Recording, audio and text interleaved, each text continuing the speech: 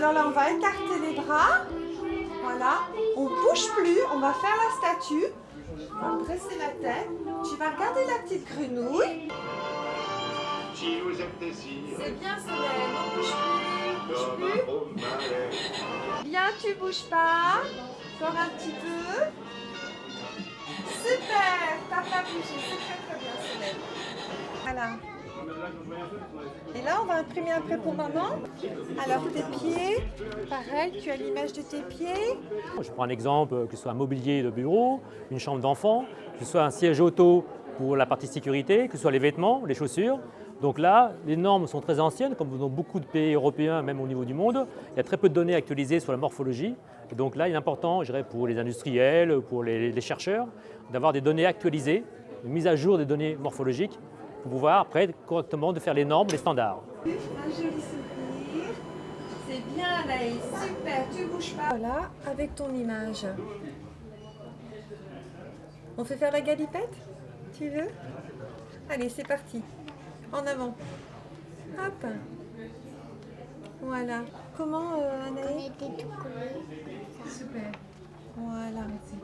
C'est bien? Ce pied, tu le mets sur la marche et l'autre, on va le mettre au milieu de la boîte. D'accord? Hop, là. Je vais refermer la boîte. Hop, Merci, Solène. hop. Quand on est prêt. Il y a quand même un phénomène de surpoids et d'obésité qui existe en France. Il faut savoir qu'il y a un tiers des hommes qui sont en obésité en France, comme beaucoup de pays similaires d'autres pays européens ou même aux États-Unis. Donc c'est une caractéristique majeure d'évolution du corps. On va voir si on trouve la même chose sur les enfants, peut-être pas ou peut-être moindre.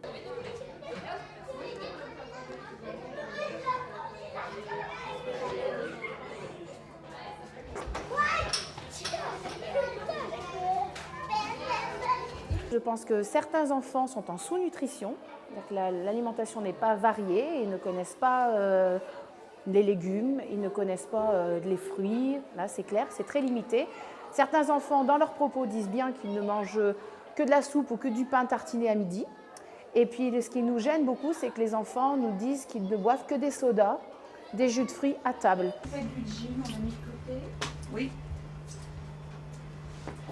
Quel jean? On se rendait bien compte, de toute façon les mamans se rendaient bien compte quand elles achetaient que ce soit des chaussures ou des vêtements, qu'entre différents fabricants, ce n'étaient pas les mêmes références.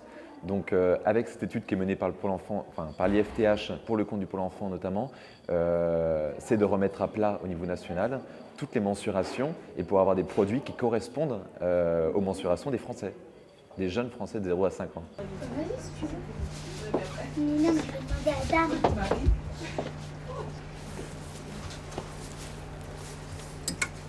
C'est vrai que les enfants ont changé et maintenant ils sont de plus en plus grands et on est obligé de prendre toujours une taille au-dessus. Donc en fait c'est vrai que bon, il y a des intertailles chez nous dans les marques, il y a du 9 mois, il y a du 5 ans. Il faudrait qu'il existe encore du 7 ans, ce qui serait bien parce qu'entre 6 et 8 il y a une différence de taille et de poids.